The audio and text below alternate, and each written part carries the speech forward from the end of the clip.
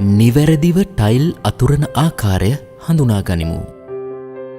ඔබ දන්නවාද ලොව ඉහළම තාක්ෂණයෙන් සේම ඉතාලියානු කලාත්මක නිමාවෙන් යුතු රොසෙල් ටයිල් ඇතිරීමේදීද නිවැරදි තාක්ෂණයෙන් යුතුව සේම නිවැරදි උපකරණ භාවිතයෙන් සිදුකිරීම අත්‍යවශ්‍ය කාරණයක්. දැන් නිවැරදි පිළිවෙලකට ටයිල් අල්ලමු. ගෘහ අලංකරණ ක්ෂේත්‍රයේ ඔබට තවත් අත්වැලක් වෙමින් නිවැරදිව සහ සුන්දර නිමාවක් එන පරිදි රොසෙල් ටයිල් ඇතිරුමක් කරගන්නා ආකාරය පියවරෙන් පියවර මෙසේ විමසා බලමු. පළමුවෙන්ම ටයිල් ඇතිරීමට පෙර මතුපිට සැකසීමට අදාළ උපකරණ හඳුනා ගනිමු.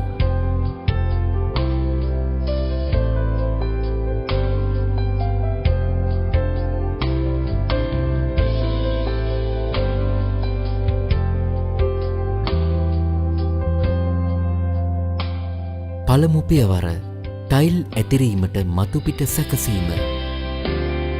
ටයිල් ඇතිරීමේදී පළමුවෙන්ම ඇතිරීම සිදු කරන පොළව හොඳින් මට්ටම් කිරීම සහ පිරිසිදු කිරීම කළ යුතුයි.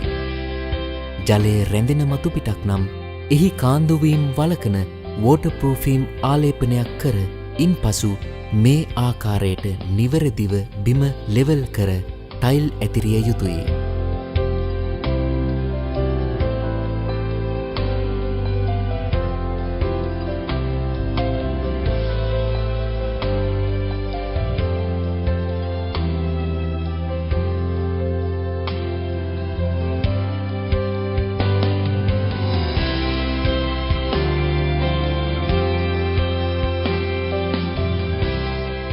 විමසිලිමත් වන්න. බිමෙහි ඇති ඉරිතැලුම් පැලුම් අලුත් වැඩියා කරගත යුතුයි. ටයිල් ඇතිරීමට පෙර පොළවේ විෂම තැන් සෙල්ෆ් ලෙවලින් කම්පවුන්් එකක් හෝ බදාම මිශ්‍රණයක් භාවිත කර ලෙවල් කරගත යුතුයි. මෙසේ නිවරදිව මතුපිට සැකසන ආකාරය ඔබ දැන සිටියාද? ටයිල් ඇතිරීම සැලසුම් කිරීමට අදාළ උපකරණ හඳුනා ගනිමු.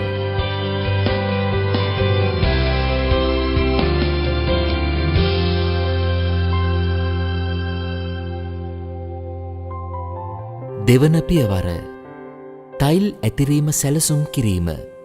ටයිල් ඇතිරීමක් සිදු කිරීමේදී එය සැලකිල්ලෙන් සැලසුම් කිරීම අනිවාර්යෙන්ම කළ යුත්තක්. ටයිල් පේලි අතර පරතරය, හැඩය සහ පෙනුම ආදිය ගැන නිවැරදි පූර්ව සැලසුමකට අනුව ටයිල් ඇතිරීමේදී ඇතිවිය හැකි අඩුපාඩු මගහරවා ගන්නට පුළුවන්.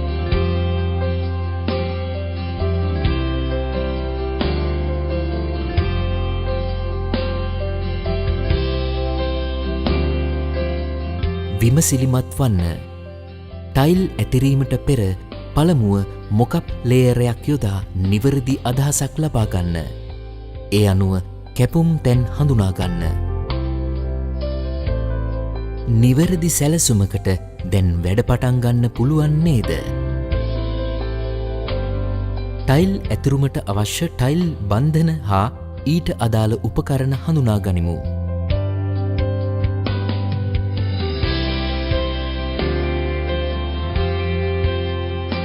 තුන්වන පියවර ටයිල් ඇතිරුමකට අවශ්‍ය ටයිල් බන්ධන තෝරා ගැනීම.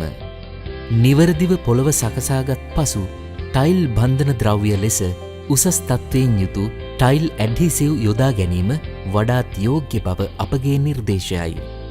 ප්‍රමාණයෙන් විශාල ටයිල් සහ පොලිස් ටයිල් සඳහා උසස් තත්ත්වයෙන් යුතු ටයිල් ඇඩ්හිසිව් භාවිත කළ යුතුමය. බදාම සකසන විටත් විනාඩි 30ක් තුළ ඇතිරිය හැකි ප්‍රමාණයට පමණක් එය සකසාගන්නත් මතක තබා ගන්න. කටු හැන්ද තෝරා ගැනීමේදී කුඩා ටයිල් සඳහා මිලිමීටර් 5-6ක්ද විශාල ටයිල් සඳහා මිලිමීටර් 8-10ක්ද කටු පරතරය සහිත හැන්දක් භාවිත කිරීමට සැලකිලිමත් වෙන්න.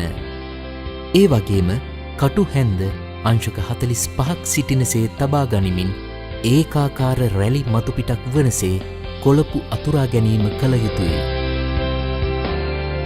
සැලකිය යුතුයි.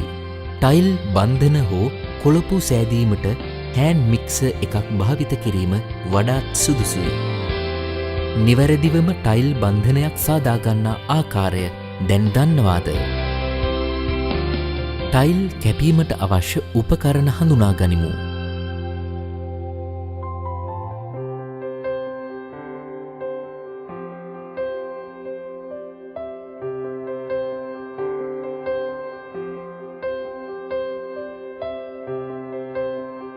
හතරවන පියවර ටයිල් කැපීම. ටයිල් කැපීමේදී මුලින්ම පැන්සලකින් කැපුම් ඉරි සලකුණු කර ගැනීම වැදගත්ය. රුජුකෝණාකාර හැඩ ටයිල් කටරේනුත් රවුම් හැඩ ටයිල් කඩන අඩුව නැත්නම් නිපරේ මගිනුත් කපාගන්න පුළුවන්. විශාල ප්‍රමාණයේ ටයිල් කැපීම සඳහා ඉලෙක්ට්‍රික් කට එකක් භාවිත කිරීම වඩාත් යෝග්‍ය වේ. ටයිල් මත තරමක් විශාල සිදුරු විදීමේදී ඩ්‍රිල් එකට සිදුරේ ප්‍රමාණයට සිදුරු කපන ඩයමන්ඩ් කටු යොදාගත යුතුය.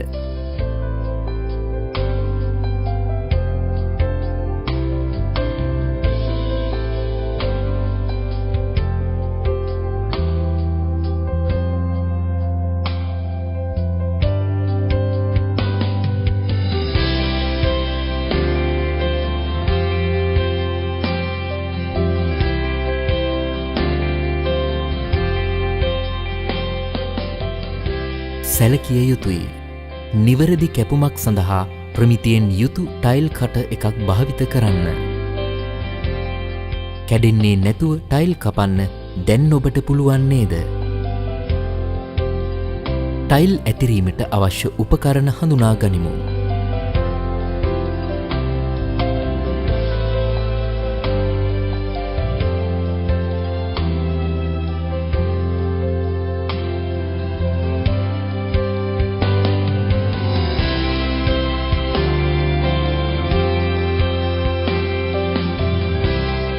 පස්වන පියවර ටයිල් ඇතිරීම. සෑම ද්‍රව්‍යයක් වගේම ටයිල්ද උෂ්ණත්වයට ප්‍රසාරණය වන අතර සීතලට සංකෝචනය වේ. එම නිසා ටයිල් ඇතිරීමේදී අදාළ ටයිල් වර්ගයට ගැලපෙන නිවැරදි පරතරය තබමින් ඉවසිල්ලෙන් ඇතිරීම කළ යුතුයි.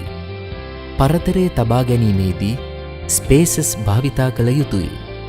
විශාල ප්‍රමාණයේ ටයිල් සඳහා ටීලොක් සිස්ටම් එක භාවිතා කිරීම අනිවාර්යෙන් කළ යුතු අතර එමගින් නිවැරදි පරතරය සහ ලෙවල් එක පවත්වාගත හැකිය. දාර කපා ඇති ටයිල් හෙවත් රෙක්ටිෆයිඩ් සඳහා මිලිමීටර් එකත් මිලිමීටර් දෙකත් සහ දාර නොකැපූ ටයිල් හෙවත් නන් රෙක්ටිෆයිඩ් සඳහා මිලිමීටර් දෙකත් මිලිමීටර් තුනත් අතර පරතරයක්ද තබා ගනිමින් ටයිල් අතුරන්න. කාමරයේ මැද සිට ටයිල් ඇතිරීම පටන් ගන්න. එක්වරකදී එක් කොටු සැලැස්මක් අවසන් කළ යුතුය. එමෙන්ම කොටුවේ එක් කෙළවරක සිට කොටුවේ පිටතට දක්වා ටයිල් ඇතිරීම කළ යුතුය. විශාල භූමි ප්‍රදේශයක විහිදෙන ටයිල් සඳහා මීටර් 6න් 6ට මිලිමීටර් 5ත් මිලිමීටර් 6ත් අතර පරතරයක් තබා ගනිමින් ටයිල් අතුරා ඒ පරතරවලට සිලිකන් මිශ්‍රිත රබර් පිරවුමකින් පුරවන්න. ඒ සමගම බිත්තිය ආසන්න දාරය මිලිමීටර් 8ක පමණ පරතරයක් තබන්න. ටයිල් අතුරා පැය 24ක් යනතෙක් ඒ මතුපිට ඇවිදීම නොකළ යුතුයි. ඒ අතර කාලයේදී නුසුදුසු ලෙස අතුරා ඇති ටයිල් කැට ඇත්නම් ඒවා රබර් අතකොළුව සහ සක්ෂන් කප් මගින් නිවැරදි කර ගන්න. ටයිල් අතර ඇති කුස්තුර ඇලෙන සුළු බදාම යොදා හොඳින් ආවරණය කරන්න. විශේෂයෙන්ම පොලිෂ් ටයිල් ඇතිරීමේදී ඒවායේ මතුපිට සීරීම් ඇති නොකරන සුදු පැහැති අතකොළුවක් භාවිත කරන්නටත් මතක තබා ගන්න. නිවැරදි පරතරයකින් සහ ලෙවල් එකට ටයිල් අතුරන ආකාරය දැන සිටියාද? ඩ්‍රවුට් යෙදීමට අවශ්‍ය උපකරණ හඳුනා ගනිමු.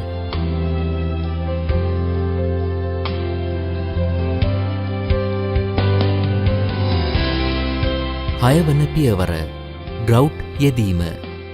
ටයිල් අතුරා අවම වශයෙන් පැය 24කට පසු ඩ්‍රවුට් යෙදීම කළ යුතුයි.